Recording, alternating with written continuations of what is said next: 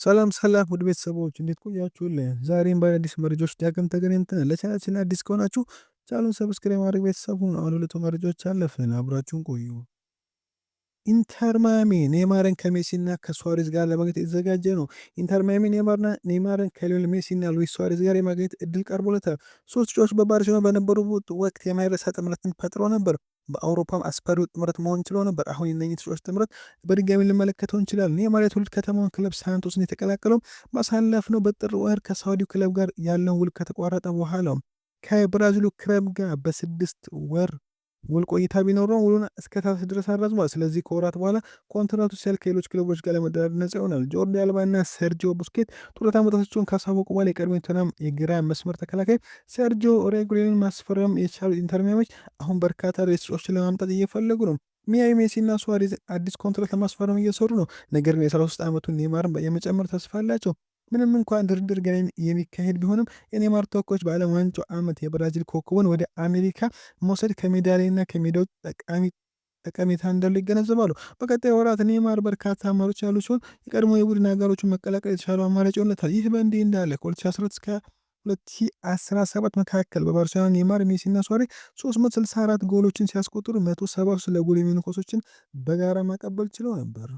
ኢብራሂማ ኮናቴ ወደ ሊቨርፑል መመለሱ ተሰምቷል። የሊቨርፑል የኋላ መስመር ተጫዋች ኢብራሂማ ኮናቴ በጉዳት ምክንያት የፈረንሳይ ብሔራዊ ቡድን ስብስብ መልቀቁ ተገልጿል። ተጫዋቹን ለቀጣይ ጨዋታ ወደ አይስላንድ የማያመራ ሲሆን አሁን ላይ ወደ ሊቨርፑል መመለሱም ተነግሯል። ኢብራሂማ ኮናቴ በትላንቱ የአዘርባይጃን ጨዋታ ተጠባባቂ ወንበር ላይ ነበር። በተጫዋቹ ምትክ ቤንጃሚን ፓቫርድ ለፈረንሳይ ብሔራዊ ቡድን ጥሪ ቀርቦለታል። እንዲሁም ከኢብራሂማ ኮናቴ በተጨማሪ በትላንቱ የአዘርባይጃን ጨዋታ መጠነኛ ጉዳት ያጋጠመው ኪሊያን ምባፔ የፈረንሳይ ብሔራዊ ቡድን ስብስብ ለቆ ወጥቷል። ኪሊያን ምባፔ ወደ ማድሪድ ተመለሰ ሲሆን በሰኞ አይስላንድ ጨዋታ የሚሳተፍ ይሆናል። ተጫዋቹ በማድሪድ የሕክምና ምርመራ ማድረጉ ሲገለጽ ከባድ ጉዳት እንዳላጋጠመው መታወቁ ተገልጿል።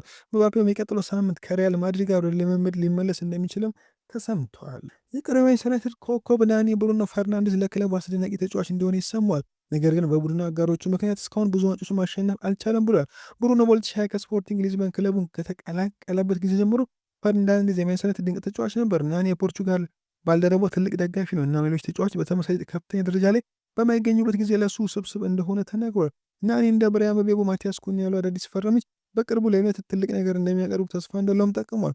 ብሩኖ ፈርናንዴዝ ድንቅ ተጫዋች ነው ሲል የተናገረው ናኒ በስፖርቲንግ አበሮች ስለተጫወቁ በደንብ የሚያውቀው ተጫዋች ነው። ጎል የማስቆጠር ችሎታው ድንቅ ነው። እሱ ሜዳው ላይ ሁሉ ነገር የሚሰጥ ተጫዋች ነው። በዛም ይለያል ብሏል ናኒ በመቀጠልም ነገር ግን ባለፉት ጥቂት ዓመታት እንደምናየው ምንም አይነት ዋንጫ ማሸነፍ አልቻለም። ምክንያቱም ስለ አንድ ተጫዋች ሳይሆን ስለ ቡድን ነው። ስለዚህ ከእርሱ ጋር በተመሳሳይ ደረጃ ቡድኑ ከሌለ ሁሉም ነገር የተወሳሰበ ይሆናል ብለዋል። ናኒ ቡድኑ አንድ ላይ ሲመሳሰል እና ምርጥ እግር ኳስ መጫወት ሲጀምር ሁሉም ተጫዋች እንደ ማቲያስ ኩኛ፣ ብሩኖ ምቤሞ ጥሩ ይሆናሉ ብዬ አምናለሁ ያለ ሲሆን ሁሉም ተጫዋች ችሎታቸው ማሳየት ይጀምራሉ። እናም አስደናቂ ነገር እንመለከታለን ብለዋል። የፈረንሳዩ ክለብ ሞናኮ አሰልጣኝ ማሰናበቱ ታውቋል። የፈረንሳይ ክለብ ሞናኮ ኦስትሪያን አሰልጣኝ አዶልፍ ሃተር ከኃላፊነት ማሰናበታቸው በይፋ አስታውቋል። አሰልጣኝ አዶልፍ ሃተር ቡድኑን ለ2 ዓመታት በአሰልጣኝ ሲመሩ በተከታታይ ለሻምፒዮንስ ሊግ ተሳትፎ አብቅተዋል። ሞናኮ በዘንድሮው ውድድር ዘመን ከሊጉ መሪ ፒኤስጂ በ3 ነጥቦች ርቆ 3ኛ ደረጃ ላይ መቀመጡ ይታወቃል።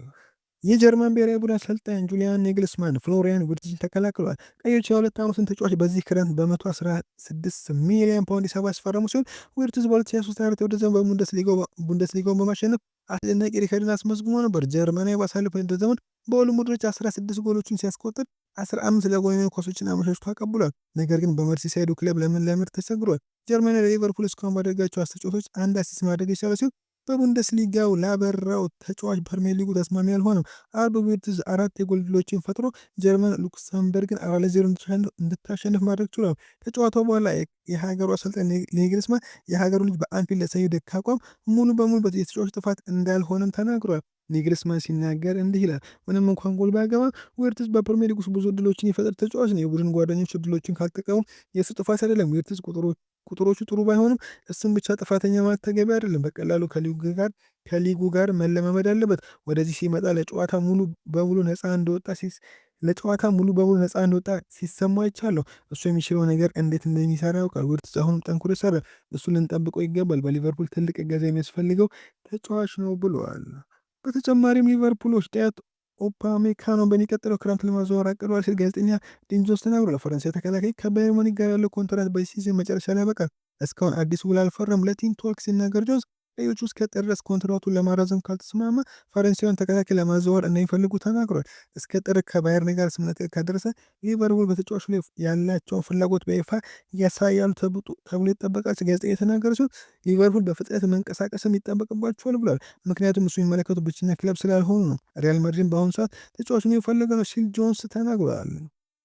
ይህ ቀድሞ የአርሰናል ተጫዋች ሶል ካምቤል መድፈኞቹ በትክክለኛው መንገድ ላይ መሆናቸውን ያምናል። ነገር ግን የውድድር ዘመኑ አስደናቂ አጀማመር ቢኖራቸው የፕሪሚየር ሊጉ ዋንጫ ለማንሳት ገና ተወዳጆች እንዳልሆኑ ተናግሯል። ካምቤል የቀድሞ ቡድኑ አሁን ያሉበትን አቋም እንዲቀጥሉና አዎንታዊ አስተሳሰባቸውን እንዲከተሉ አሳስበዋል። የሚኬል አርቴታ ቡድን በአሁኑ ጊዜ በፕሪሚየር ሊግ ደረጃ ሰንጠረዥ አናት ላይ ተቀምጧል። የሊጉን አሸናፊ ሊቨርፑልን በአንድ ነጥብ በልጧል። ይህ በእንዲህ እንዳለ አርቴታ በአርሰናል በተከታታይ ያለፉት 3 የውድድር ዘመናት በሁለተኛነት ካጠናቀቀ በኋላ በዚህ ዓመት ሻምፒዮን ለመሆን ይፈልጋል። ከጋዜጠኛ ቤን ጃኮብ ስለ ዋንጫው አርሰናል ተወዳጅ ነው ወይ ተብሎ ሲጠይቅ ካምቤል እንዲህ ሲል ይመልሳል።